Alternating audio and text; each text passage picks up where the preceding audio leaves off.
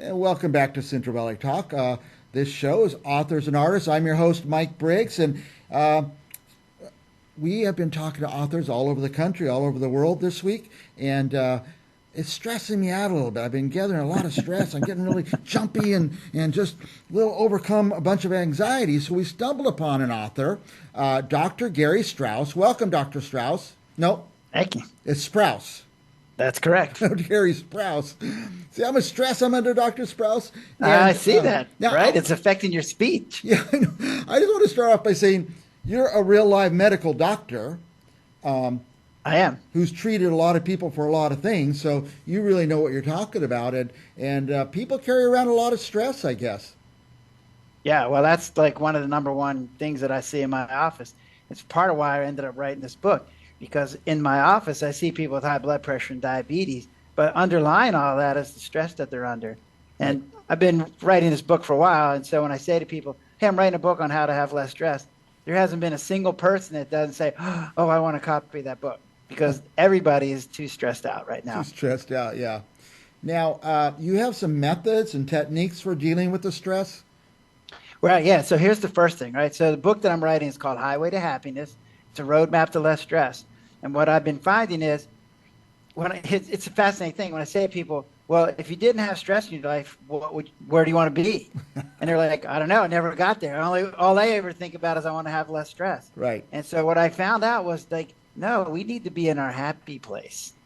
And our happy place is a place that has contentment and pleasantries and things that are pleasurable and anticipation of pleasurable, and a place where you feel grateful for what you have, and a place where you're willing to give to others, because that makes you feel good inside. And if you could get in that place, well, how great would that be? Yes. And what I've seen is there's a whole bunch of things that keep us from getting to our happy place. And that's what the book focuses on. And so what I say to people is, why are humans so stressed out? Like, we have running water, we live in these nice houses. What the heck is the matter with us, right? So here's what I've learned, that in humans, we have a mind.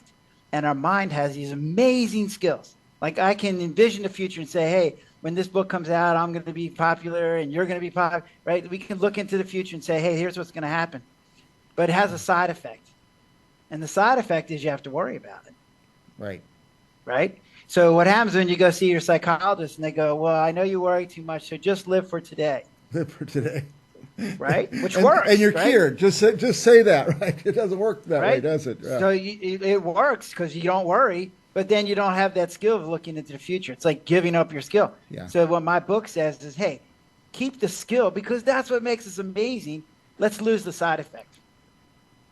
So what the chapters are about: worry and guilt and regret and boredom and low self-esteem and being overwhelmed, which I see a lot. Yeah. Interestingly, I read a review about you on a website that said 10 minutes of talking to you was better than his 20 years of therapy or something like that. So yeah. So it's just right. Well, because here's what happens. Mind. Like, psychologists have been trained not to talk. They let the patient talk and they sort of guide them. Yeah. Well, I'm an internist, so I'm used to saying, hey, your blood pressure is too high, take this medicine. Yeah. So I've kind of taken that process and used it in these more psychological terms to say, hey, you have too much stress, you have too much worry, you have too much guilt. Here's what you can do about it.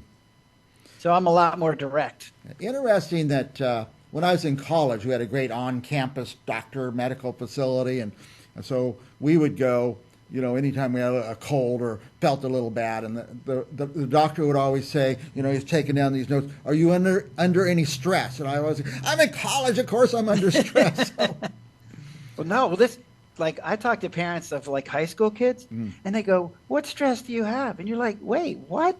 You're not paying attention? You're in high school trying to figure out what you want to do with the rest of your life. Yeah. When you have no information on what you want to do, you're trying to pick a mate for the rest of your life. Yeah. You're getting tested every week, and those grades matter because that depends on what school you end up in. What? Can you think of any more stress? No. As adults, we already know what we're going to do, right? So maybe we have a few bills, but we already have them paid or two or whatever. But it's like, no, high school, college, crazy stress, which what we see is what happens is when people are in college and they're so stressed out, they end up doing things like drinking or doing drugs or whatever else. And that's because they're using their stress. They're trying to get rid of their stress, and that's the way they do it. So what do you say? What will we discover in your book? learn how to set aside the stress or learn how to appreciate what we have? Right. So this is one thing. So again, our goal is to get to our happy place, right? We want to be in that place. And what's getting us in the way? So what we see is, so let's just take worry as an example, right? So I had a patient that just called me this morning going, Dr. Sprouse, my work, there's a lawyer that's suing the company, and I'm worried because it's all going to rest on what I did. And I'm worried they're going to fire me. And after we talked, I was like, wait, you were the one that did the objective test that's going to validate what the company did. You're the savior of this company, not. And she, like, you could see, I was talking to her on the phone and I could hear in her voice. She was way up here and she went, right? And it was just because we changed her perception of what was going on at the time. And so what I found is we all have what we need inside of us to have less stress. We just need to know how to tap into it. Right. Well, I hope and this book's help you tap into it. Yeah, if we just had a roadmap. Oh, that's the name of the book. That's right. That's the name of the book. There you go. Less stress. Highway to Happiness. By the way, I'm going to put the cover up. Now, this book is not out yet. Is that correct? That is correct. And when it is out, we'll probably be able to get it in all the usual places, Amazon, and stuff like that. And so let me ask you this. I ask this to all the authors. Have you finished writing the book? The book, and I was just talking to somebody the other day. Writing the book has been the easiest part of this project. Yeah. Doing the research, reading other information, and then publishing the book. And that's taking way more time. Right? Yes, the book is written. It's at the publisher right now. And what we're waiting for, like, there was some pictures that we had, there were some drawings that were going to be done, and like some artwork and things like that. The font took a while to figure out what font we were going to use. So all that stuff has been time consuming, but the book, it's been written for a long time now. And I was going to say congratulations for I always say anybody can write a book. Few people can finish writing a book, and you have finished. That is correct. Now there's a lot of wannabe authors out there. Now that after the book's written, that whole thing's a whole nother project that you were just describing. And once you go through it once, you think your next book will be a lot smoother on that part of the process? For sure. Yeah. Once you, because the first book is sort of like, because my goal is to write at least 2 or 3 more books, further along the roadmap, the less stress, whatever. So, once you have the framework in place, then the next book should be easier, a lot easier. Now, because I'll already have the font picked out. The font is all picked out. Most important thing. Now, I'm just trying to think. Usually I ask the question, who needs this book to the authors? But for your book, who doesn't need it? I would imagine anybody will be able to use this. Anybody, this is what I say to people, like anybody who has a mind, any human that has a mind can read this book and get something out of it. And that's part of what I like about it, because whether you're Japanese or Chinese or Thai or South American or U.S. citizen, you worry. You worry, yeah. And you feel guilty and you have regret. These are things that are universal to humans. The only people who won't get anything out of my book are people who have dementia, because they don't have the mind skills. So guess what? If you're demented, you can't worry because you can't look into the future. Yeah. I'm one who tends to stack so many goals and so many ideas that I'm always going 1,000 miles an hour towards them. And I'm one who also can accept only hitting 80 or 90% of my goal. I feel that's pretty good success right there. But, it just comes with a lot of success, a lot of stress. Like you say, we have the mind to create these things, and then the stress just builds up. Well, so one of the things you just said is an important point that people need to hear. So there's a difference between expectations and goals. Mm-hmm. So what you just told me was you have a goal of 100, and if you get 90, you're doing good. Yeah. A lot of people have the expectation they're going to get 100. Mm-hmm. And so when they get a 90, they think they failed because they didn't get 100. And I'm like, wait, you just got a 90. That's not failing. But that's what they feel because they didn't get their 100 because they should have. They have to. They must, whatever. So what you just said is really important. That's one of the things that I talk about. I didn't change any of the numbers. I just changed the perception of how you looked at the numbers. Right. So instead of saying my 90% was a failure, I'm going, no, you were 90% success. Awesome. Right. Yeah, 90% success. I like that. I tell my students who teach college, and I would always say, 90% is an A in this class, but if you get a job running a cash register, and if your till is only right 90% of the time, you'll get fired. So, but yeah, Well, and you can always try to get to 100, right? I mean, yeah. when you have a goal and you go, what can I do to get a 91? What can I get to a 95? But you feel successful. Yeah. When you have the expectation you should get 100, then you just feel like a failure. Yeah. I kind of admire those people who don't have a goal at all and they hit 5 or 6 of what I'm trying to do 100 of, and they're always successful because they didn't set any expectations for themselves. So. Well, one of the things I talk about is being overwhelmed. And I'm not sure you're there yet, but that's what I hear. Mm-hmm. And when people are overwhelmed, one of the things that they do is what I call lumping. And lumping is you go, I got this problem and this problem and this problem. And oh my gosh, I got this. And then they're looking for things to throw on top. Yeah. And when you lump all those problems together, you have this huge black mass in front of you, which is overwhelming. You're like, what am I supposed to do? It's black. I don't know what the heck I'm supposed to do. And so my one of my suggestions for that, one of the techniques that I use is a friend of mine gave this to me. It's called the shoebox. And people are like, what? What do you mean shoebox?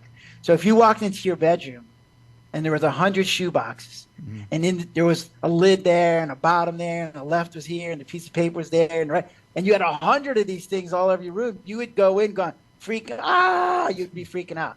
But if they were all put together and in the closet and up on a shelf, and you had 100 problems up there, and now you just take one box off the shelf and you look at it and you put it back. You take another box off.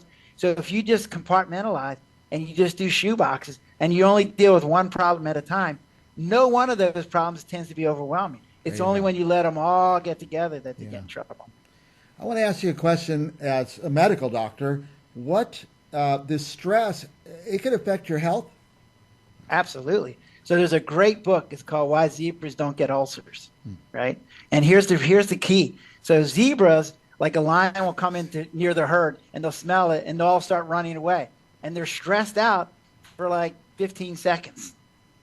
But then they can't sense the lion anymore because he either gave up or got with somebody that was sick or something, right?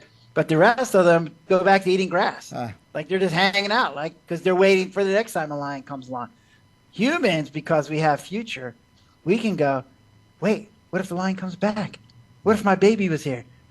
There's nothing to make that stop because it's a what if in your head, and you can keep going on and on and on and on and on. So that stress reaction for a zebra lasts about 15, 30 seconds. For a human, it can last years. Yeah. Well, I tell you, Dr. Sprouse, I'm going to get this book. I'm going to get 10 copies or whatever. I'm always looking for gifts. I go to people's house for dinner. You want to take a host gift? I'll take that book. I'm going to give it to all my kids. I'm going to give it to all kinds of people. This is a book that is important and needed. And thank you for coming on the show to introduce us to it. And maybe when it's out, we could have you back again and talk about it some more. Anything else you want our viewers to know? We're kind of out of time, but we have the lessstressdoc.com. It's right there on the website. Is right on the screen. Okay. But anything else? Yeah, just come there because we're getting ready to we've been putting on some seminars and we're getting ready to do an online class that'll be available to people. Okay, great. So yeah, we got a lot of good stuff coming. Great. Well, I will get the book, and I appreciate you coming on all the way from Maryland. Yes. And we had 2 guests yesterday from Maryland. It's fascinating. All of a sudden, everywhere I look, there's people from Maryland.